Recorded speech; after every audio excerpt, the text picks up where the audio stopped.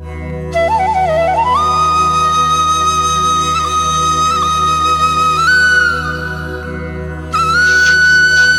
गांव हमारे कलाकार, यह श्रृंखला गांवों में बसे कलाकारों को सामने लाने के लिए शुरू की गई है।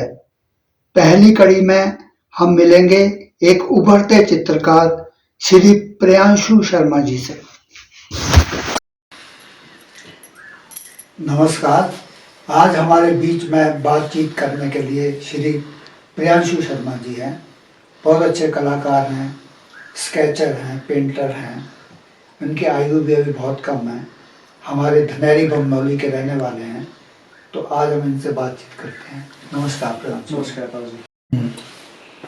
जी। नमस्कार सभी को। मेरा नाम प्रियांशु शर्मा है।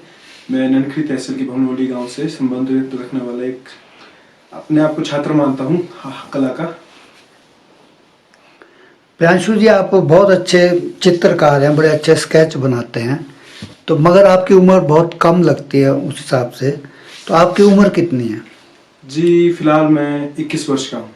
आप कब से चित्रकारी कर रहे हैं? जी दरअसल ये एक घटना से संबंधित है। जब मेरा 8वां जन्मदिन था उस समय मेरी माताजी ने नोटिस किया था कि मैं मेरी जो ड्राइंग है, जैसे हमारी ड्राइंग क्लासेस होती थी, तो मेरी चित्रकारी उस टाइम बहुत ख़राब लेवल की थी।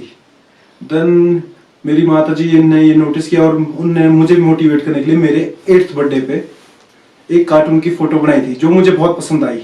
फिर मैंने ये सोचा कि अगर मेरी माताजी बना सकता है ये, तो मैं क्यों नहीं बना सकता। बहुत अच्छी बात है ये तो। हम आपको अक्सर फेसबुक पे देखते रहते हैं। आप बड़े अच्छे चित्र उसमें डालते हैं, पेंसिल स्केच बहुत अच्छे होते हैं। ज़्यादातर पेंसिल स्केच ही होते हैं। कुछ पहले मैंने आपकी ये पेंटिंग्स भी देखी हैं। उसमें आपने उसमें लिख रखा है कि आप एक पैशनेट आर्टिस्ट अपने आप को कहते हैं, और आपने अपना मोटो रखा है crafting dreams with A pencil and brush. ठीक है ना? तो ये ठीक बात है कि किसी भी फील्ड में आगे बढ़ने के लिए सपने देखना बहुत ज़रूरी है। आप पेंसिल और ब्रश को लेकर किस तरह के सपने संजो रखे हैं आपने? जी दरअसल जब मैंने आर्ट करना शुरू किया था, देन मुझे पता तो लग गया था, मतलब जैसे आपका एक आर्ट बनाने की प्रक्रिया होती है, उससे आगे आगे मुझे पता लगा कि ये स्केच ऐसे बनाना है, वैसे बनाना है। पहले मैंने मतलब सिंपल फिगर से शुरू किया था। देन मैंने सबसे पहले एक जो हमारा लोकल पत्र का चित्र का क्या बोलते हैं, न्यूज़पेपर आता है, उसमें सबसे पहले एक पेंटिंग देखी थी मैंने। अब मुझे उन आर्टिस्ट का नाम तो याद नहीं है, बट उनकी पेंटिंग मुझे बहुत ज़्यादा प्रभावित करी थी उन्होंने मुझे। देन उसके बाद मुझे लगा कि मुझे इनकी पेंटिंग को एक बार बनाने की कोशिश करनी चाहिए। मैंने उस टाइम सबसे पहली बार उनको रेप्लिकेट करने की कोशिश की थी और वो काफ़ी अच्छा बना था। देन मेरा ड्रीम बन गया उसके बाद से कि जितने भी आगे सारे आपके आर्टिस्ट है, मैं इनको फॉलो करूँगा और इनके जो आर्टवर्क्स है इनको अपने जीवन में बनाने की कोशिश करूँगा। ये मेरा ड्रीम बन चुका था एक तरीके से कि जितना मैं अपनी आर्ट वर्क की स्किल को होन कर सकता हूँ, मैं आगे करता रहूँगा। फेसबुक पर जब हम देखते हैं तो आपके पेंसिल स्केच जो है ज़्यादा देखने को मिल रहे हैं, तो पेंटिंग्स अब बहुत कम देखने को मिलती है। तो क्या आप अपने पेंसिल के द्वारा अपने को अभिव्यक्त करने में ज़्यादा सहूलियत महसूस करते हैं? जी शुरू में मैंने मतलब सभी तरह के आर्ट फॉर्म्स को बनाने का कोशिश किया था। सबसे पहले मैंने वाटर कलर से ट्राई किया, उसके बाद मैं क्रेयॉन्स पे शिफ्ट हुआ था, फिर उसके बाद मैंने पेंसिल पे शिफ्ट किया था और लास्ट पे आके मैं पेन कलर पे शिफ्ट हुआ हूँ। फिर मुझे जो ये मेरी आर्ट फॉर्म है जो मैं अब रेगुलरली बनाता जा रहा हूँ, उसके साथ मेरे एक जुड़ाव जैसा जुड़ चुका है। मुझे वो बनाने में सबसे ज़्यादा आनंद मिलता है। आपके बहुत अच्छे स्केचेस देखने को मिलते हैं, जैसे कि नौ नाग पिता, देवता श्री, जलनाग, सर्पारा, राधा कृष्ण को लेकर के आपने बड़े अच्छे स्केचेस बनाए हैं। शिव शक्ति, जिसे महादेव खड़ाहन, हनुमान जी, देवता शालू महाराज पुजारली के, देवता महारुद्र, कालजयी, दत्त महाराज, जाक देवता वगैरह वगैरह आपने बड़े सुंदर स्केचेस बनाए हैं। आपके रेखा चित्रों के विषय विभिन्न स्थानों पर विराजमान देवता हैं, जिनके मोहरों के आपने बड़ी बारीकी से स्केच बनाए हैं। क्या आप उनके फोटोग्राफ से रेखा चित्र बनाते हैं या पास में बैठकर अपनी स्केच बुक में उनका भावपूर्ण उकेरते हैं? जी, दरअसल मैं शुरुआत से इस चीज़ को बताना चाहूँगा। सबसे पहले मुझे लगा था कि जब मैंने फेसेस बनाने शुरू किए थे, देन मुझे लगा कि मैंने सबसे पहले अपनी माता जी का स्केच ही बनाया था। देन उसके बाद मुझे लगा कि मुझे अब अपने देवी देवताओं का स्केच भी एक बार बनाना चाहिए श्रद्धा भाव के लिए। क्योंकि एक हादसे से मैं बताना चाहूँगा कि मेरी घर में पेंटिंग थी बहुत पुरानी, वो गलती से टूट गई थी। देन मैंने सोचा कि हमारे घर में देवता जी की, हमारे इष्ट देवता जिस महादेव की कोई वो तो है ही नहीं,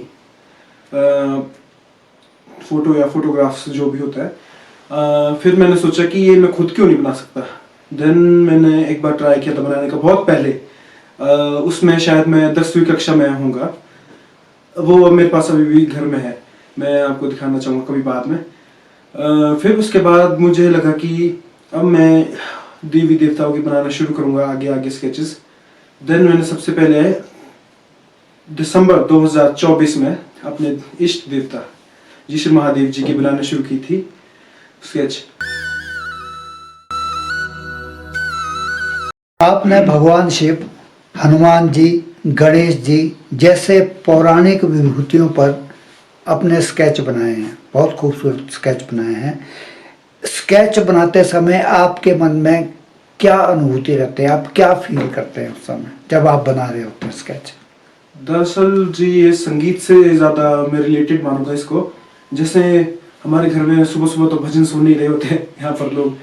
देन मुझे लगता है कि वहाँ से मुझे आया कि शायद मुझे एक दिन हनुमान जी की बनानी चाहिए, क्योंकि माता जी सुबह मेरे भजन कीर्तन बहुत ज़्यादा सुनते हैं, तो मुझे उनको थोड़ा उनकी प्रसन्नता के लिए मुझे बनाना चाहिए। फिर मैंने सोचा कि मैं आगे आगे सभी देवी देवताओं के ये स्केचेस बनाता रहूँगा आगे आगे। अच्छा प्रियांशु जी, आप एक स्केचर हैं, तो आप अपनी स्केच बुक तो हमेशा अपने साथ ही रखते होंगे। कृपया अपने कुछ स्केचेस जो है दर्शकों को दिखाइए। जी जरूर, मैं अपना जो सबसे फेवरेट मेरे स्केच है आज तक का वो दिखाना चाहूँगा आपको। सबसे पहले ये जिशर महादेव का है।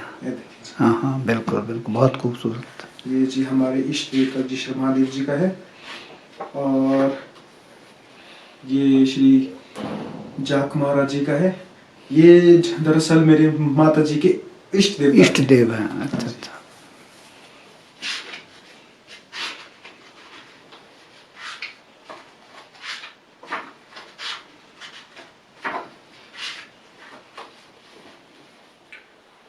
और जी ये हैं हमारे दत्त महाराज बसारा जी।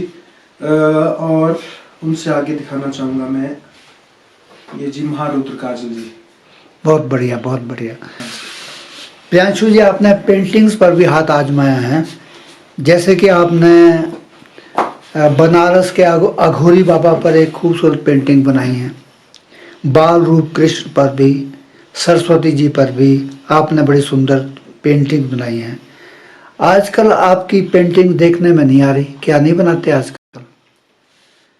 जी दरअसल मैं थोड़ा स्टडीज़ में थोड़ा ज़्यादा इन्वॉल्व हूँ, तो जो कैनवस वाली पेंटिंग है उसमें बहुत ज़्यादा टाइम लग जाता है, एटलीस्ट 1 से 2 हफ्ते के बीच में। और तभी मैंने थोड़ा छोटी स्केचबुक पे शिफ्ट किया है, क्योंकि अब करियर के साथ स्केचेस के साथ साथ करियर की भी बनाना पड़ता है अपना आगे आगे। आप किस चीज़ की स्टडी कर रहे हैं? जी फिलहाल मैं ग्रेजुएशन मेरी पूरी है और मैं अभी PGDCA पोस्ट ग्रेजुएशन में कंप्यूटर एप्लीकेशंस कर रहा हूँ। आप बहुत अच्छे स्केचर हैं, क्या आपने किसी से ये स्केच वर्क सीखा? क्या कोई गुरु है आपका क्या? जी गुरु तो वैसे देखा जाए तो परिश्रमी वैसे गुरु को बोल सकता हूँ मैं, क्योंकि मेरी शुरू से ये है कि मुझे जब मैंने अपनी माता जी का वो स्केच देखा था, जो मैंने आपको घटना बताई थी, देन मुझे उससे बहुत ज़्यादा प्रेरणा मिली थी कि ये मेरी माता जी बना सकते हैं तो मैं क्यों नहीं बना सकता। तो वहाँ से मैंने प्रैक्टिस करना बहुत शुरू किया आगे आगे। फिर मुझे लगा कि मेरे अंदर थोड़ा बहुत टैलेंट भी है इस चीज़ का, तो अपने आप मुझे पता लगता रहा कि कैसे स्केचेस बनाने हैं, कैसे उनका सारे मेजरमेंट होता है वगैरह वगैरह। आपने फादर्स डे पर अपने फादर की पेंटिंग बनाई थी, मदर डे पर अपने मदर की, तो आपको ये जो आर्ट फील्ड है इसमें अपने माँ बाप का कोई सहयोग मिला या कोई प्रेरणा मिली आपको? जी जी ज़रूर, बल्कि जब मैं 2020 कोरोना के टाइम में जब मैंने बिल्कुल ही पेंटिंग्स करना छोड़ दी थी, उस टाइम मेरी मतलब उतनी रियलिस्टिक नहीं थी, बट मेरी मम्मी ने ही मेरे को वापस इंस्पायर किया था कि आप पेंटिंग्स बनाना शुरू करो, मुझे आपकी पेंटिंग बहुत पसंद है, किसी और को हो ना हो बट मैं आपको बहुत ज़्यादा इंस्पायर करूँगी इसके लिए, आगे करने के लिए भी। फिर मुझे भी लगा कि मुझे वापस ये शुरू करना चाहिए, और वहाँ से 1-2 साल बाद ही मेरे जो रियल स्केचेस है वो आज बनना शुरू हुए। आपने कुछ स्केचेस बड़े, मुझे लगता है कि फोटो देख करके बनाए हैं, जैसे रामचंद्र जी का बनाया आपने, अरुण गोविल का चित्र देख करके, सीता जी का बनाया आपने, दीपिका चिखलिया का चित्र देख करके। तो क्या फोटोग्राफ्स का इस्तेमाल करते हैं क्या इसमें?